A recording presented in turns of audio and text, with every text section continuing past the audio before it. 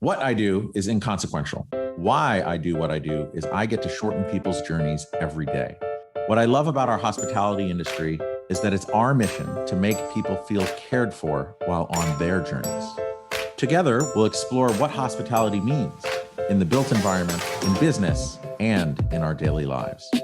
I'm Dan Ryan, and this is Defining Hospitality. All right, everyone. Thank you for joining us. We're out here we're in Kenya at the Kicheche Bush Camp with the camp manager, Dido Dima. Welcome, Dido. Thank you very much, Dan. Thank you for having me.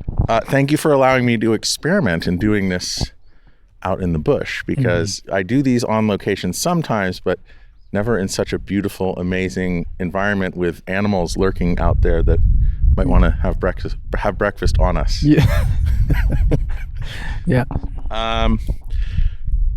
One of the reasons why I wanted to speak with you is when I first met you, you were very clear that this is the place for you as far as being out in the country, out in nature, and not in a city. And it's it's often, but it doesn't happen all the time, where people are able to find their purpose and live in their purpose. And as far as you being out here, being a camp manager and like an incredible host, I thought it would be fun to set up the camera and microphones and just talk to you about, so our guests can learn from your experience. Yes. So thank you. Thank you very much. So we'll start with the first question of being out here at the Kicheche Bush Camp. It's been incredible, just made to feel so comfortable. A lot of that is all from hospitality. So let's start with, how do you define it? So from where I sit, I believe hospitality is extending kindness. So as a camp manager, that means extending kindness to travelers and my guests who come from very many destinations to the Mara here.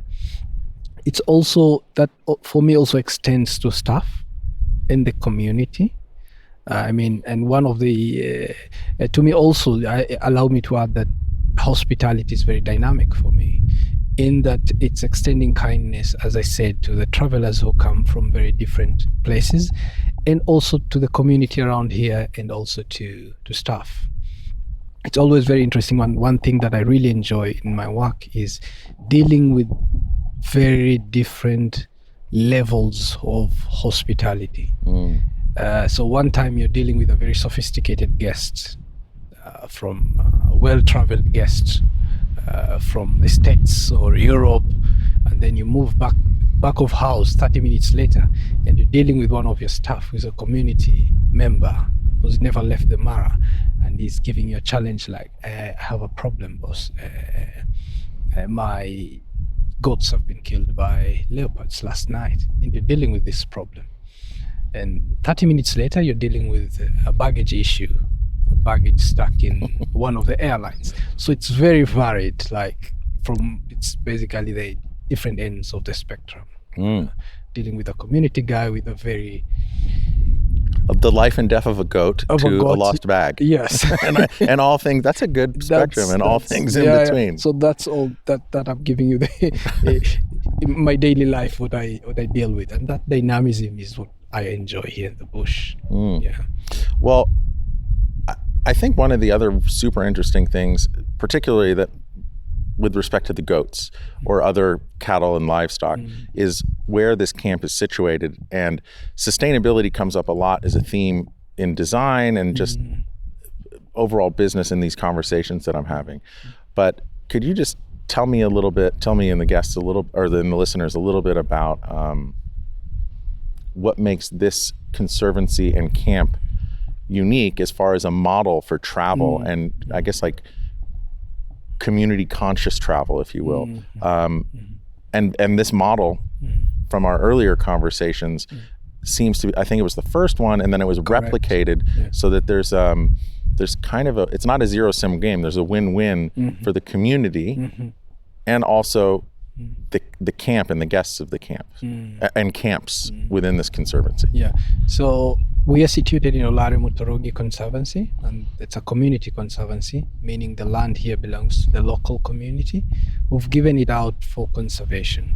And then in turn, they then get revenue directly every month from tourism.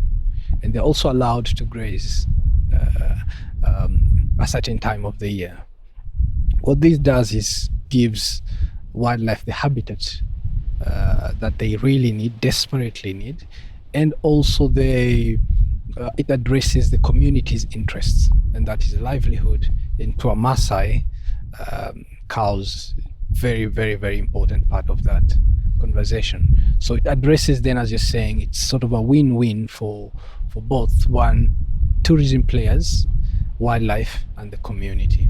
So this conservancy was the first of its kind to adopt this model, and this then was replicated in various conservancies, and we currently have about 10-12 conservancy community conservancy models in the Mara and also elsewhere, but this was actually the pilot.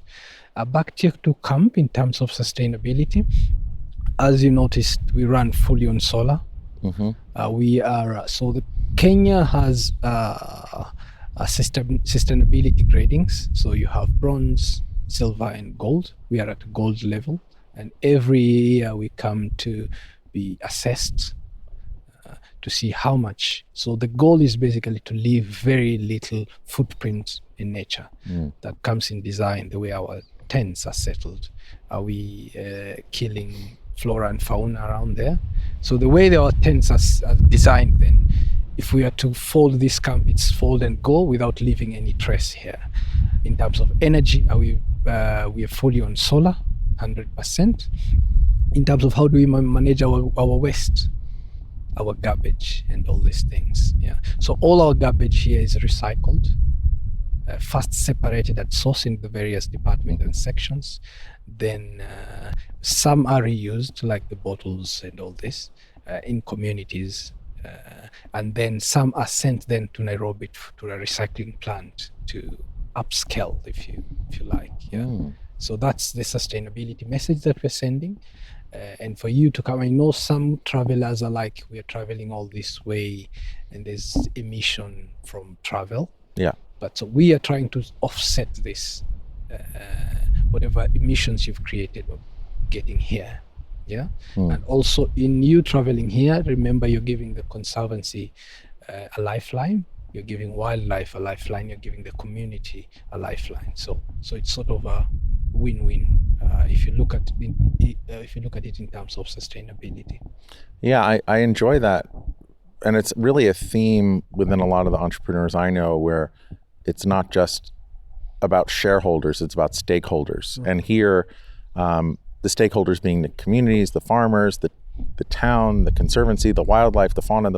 So there's so many different stakeholders. And just from my experience being here, I do get the feeling, I see it, but I also get the feeling, I have a small sample set because I'm only here for a couple of days, that the community really is a huge part of the stakeholder community, if you will. Absolutely. The community is very integral in this. I mean, without the community, first of all, the animals, the wildlife, the flora and fauna could not have this land. Without the community, this camp will not run, because 90% of our staff come from the community here, like people who can walk to their homes from here. And so the community then is very important to this operation at the camp, and also the conservancy model.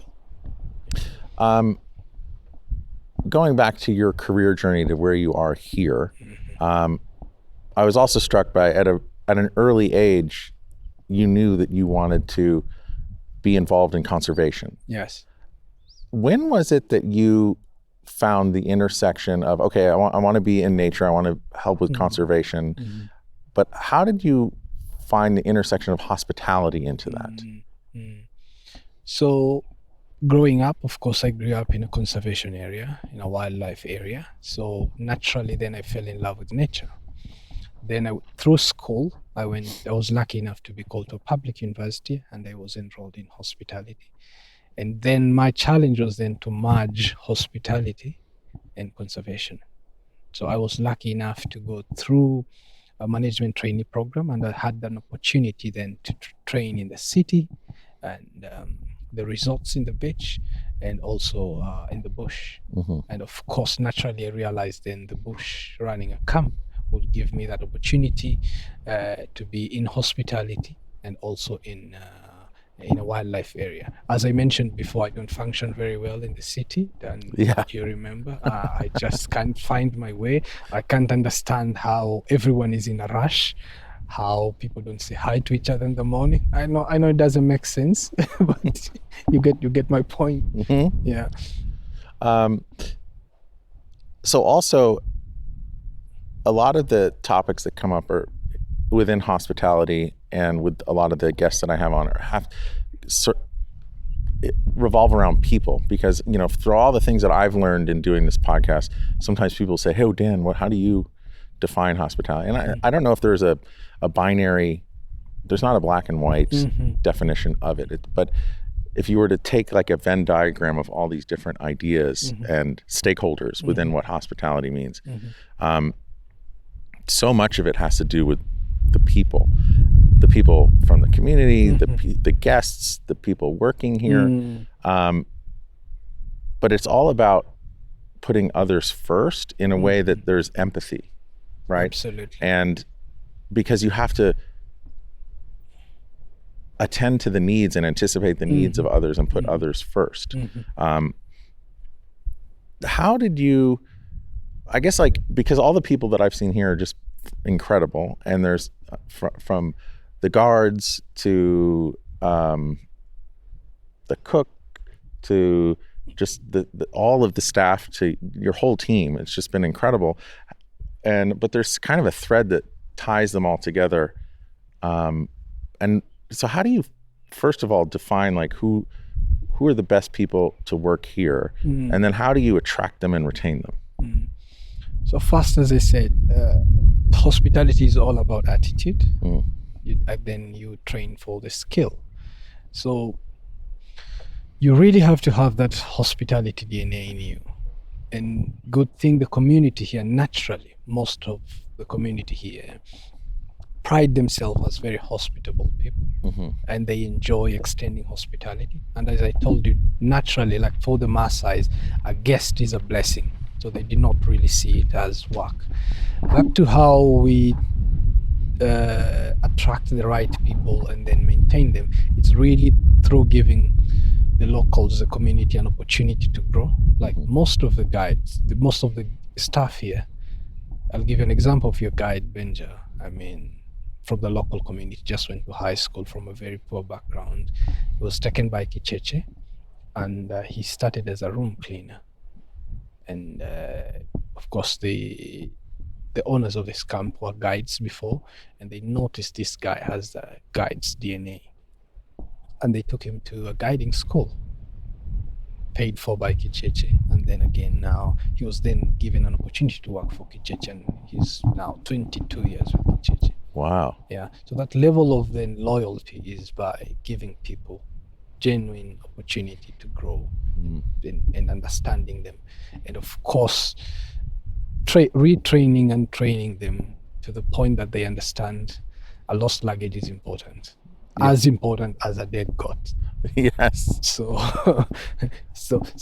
making a community guy understand that a lost luggage is as important as his goat, then you really need to have that training and consistent patience, to grow with the team.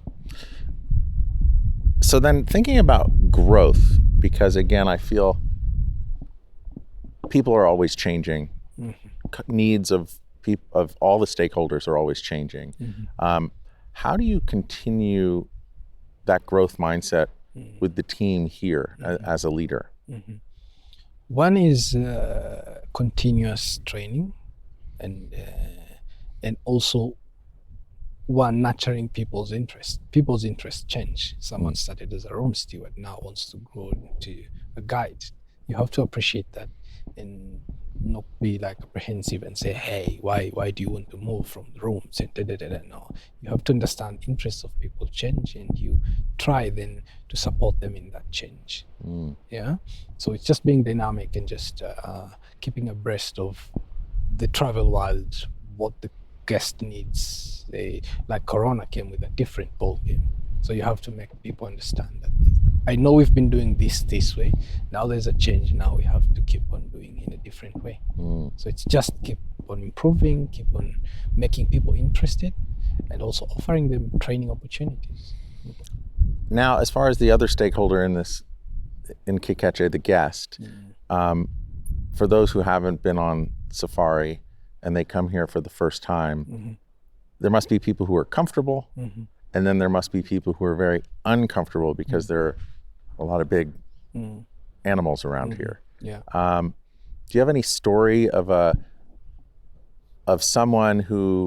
guest who came who may have been very apprehensive and nervous at the beginning of their stay, but within their stay, because of your team, really helped them get to a place where they were at ease and almost transformed? So we have people who come here as first-time safari guests, and they come here with a lot of fear and insecurity. And I mean, just the drive from most of them, the pickup from the airstrip here to here is about 5, maybe at most 10 kilometers. And you, in a good day, you always see all the big cats, elephants, and you get here, the camp is not fenced. And at briefing, the guest is like that. And then you point them to a tent that is flapping because of the wind, and it's, looks wobbly, and it's a tent, and you're like, the guest, I mean, you have to understand this guest says, hey, am I safe? Am I safe? So we've had guests who come here and really scared. And one is then to give them a lot of information that they are safe and all that. To give you an example, is a guest who came in, single lady traveler in the tent, and we have a walkie-talkie system that you just have to use during an emergency. But this guest kept calling for interesting stuff. We appreciate that such guests call, but you'll find this guest calling that, hey, can I flash my toilet? Can I switch on the light? Will it attract animals? What if I cough? Will they think there's an animal in here and walk into my tent?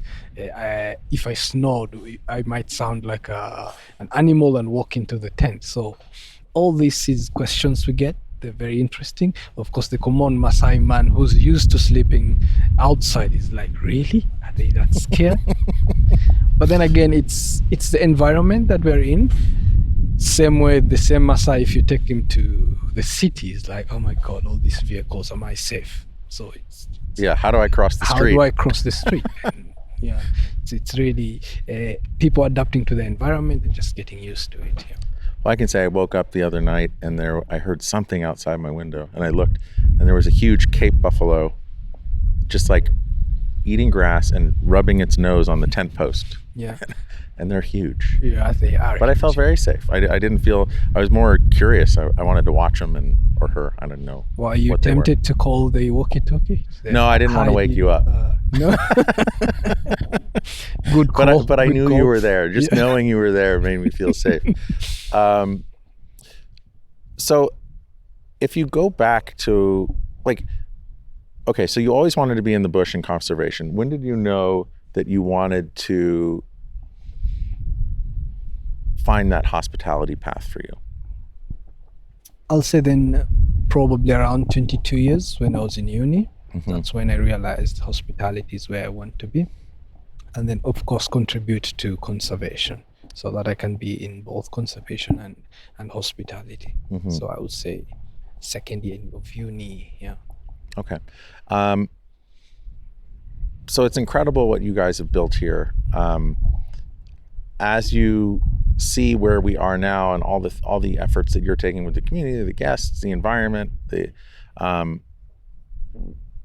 as you look forward, what's exciting you most? What's exciting me is the conservancy model being replicated across Kenya and East Africa. That means more habitat for wildlife, more opportunities for communities to partner with conservation. It's also, Kenya has a lot of young people, so you see a lot of talented young people interested in hospitality and tourism. That's really exciting. That means then hospitality and tourism is a very sustainable venture. So that is exciting for me. Yeah, it's exciting for me too, because I'm just seeing a lot of changes, at least within North America, where sustainability, there was talks about it and real efforts 10 years ago, but it seems to be getting new, stronger winds in its sails. And I think not just from within hospitality, but through all walks of life. And I think it's because the retail investor or shareholder is now demanding it. And I know it's exciting. I think that something has changed within the community at large, and every little drop of water can become a waterfall. Absolutely. So I appreciate everything that you guys are doing here and playing your part. Thank you. If people wanted to learn more about Kicheche or you, how can they get in touch and learn more? So they can get in touch with me through social media. On Instagram as Dido Dima, dima.dido. On LinkedIn also as Dido Dima. For Kicheche, we have a website, so kicheche.com. Great. I should give you all this information. Yeah. Wonderful. And we'll be sure to put that in the show notes so that people could learn more. I highly recommend it. Thank you so much for our time together. Thank you for the incredible experience. And to all of our guests, if you want to learn more, check them out. I highly recommend this place. And if this has changed your idea on hospitality and sustainable hospitality and community hospitality, please pass it along, because we grow by word of mouth and we keep growing every week, and we wouldn't be able to do it without you guys. So thank you. And thank you. Thank you very much. It was amazing to host you, Dan. A lot of fun at dinner. Definitely miss you at the dinner table tonight. All right, would you like to stay more and be one of the guides here? I'd love to stay more, but I got to get back to my kids. Okay. Maybe when they're off in college, I'll come back. Good idea. All right. Good idea. Good. Thank you. Thank you.